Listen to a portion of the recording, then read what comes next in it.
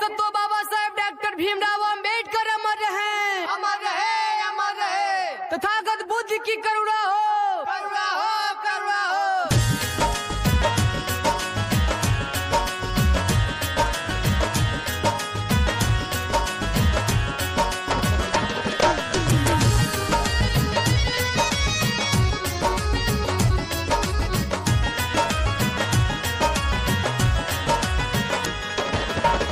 आय गईल राजा जी अप्रैल के महीना बाहो, जहमें भइल बाबा भीम के जन्म बाहो।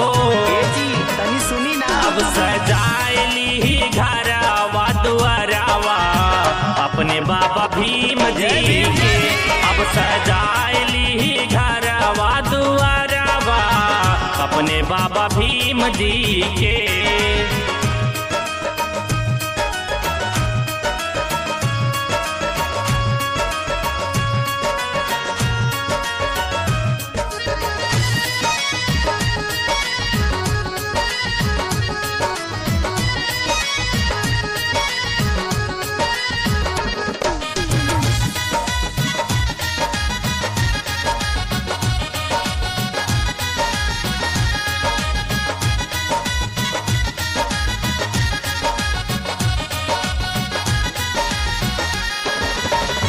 भीम बाबा के भैया जाने ला जहानावा हो,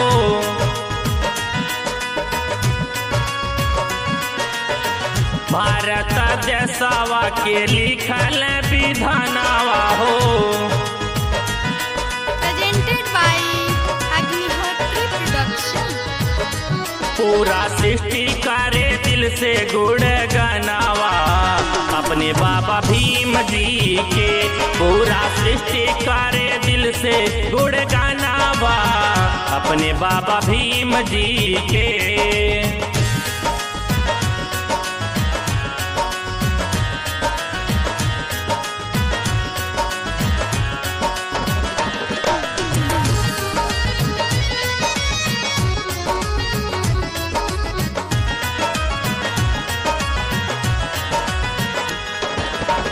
भीम बाबा लंदन में कैल पढ़ाई हो,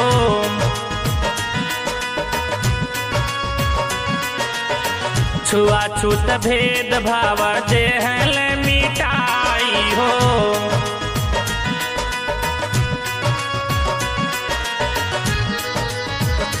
तब कहल बाबा विश्वर तनवा अपने बाबा भीम जी के, तब सजाइली सुंदर भवनवा अपने बाबा भीम जी के।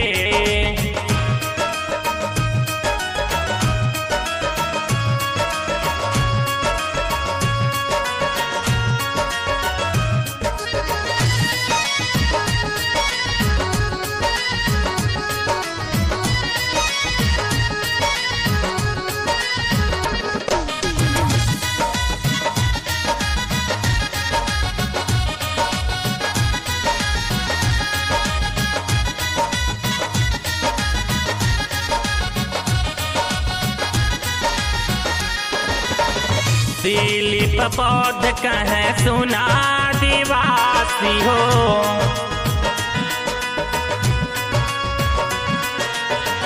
मनुई स्मृति है ढोंग जाल फांसी हो।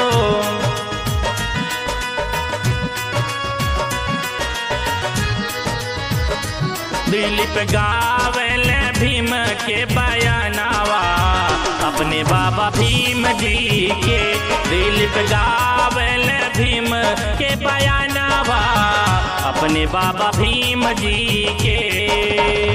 आए गईल राजा जी अप्रैल के महीनावा हो, जहमें भइल बाबा भीम के जन्मवा हो। अब सजाइली सुंदर भवनवा अपने बाबा भीम जी के, अब सजा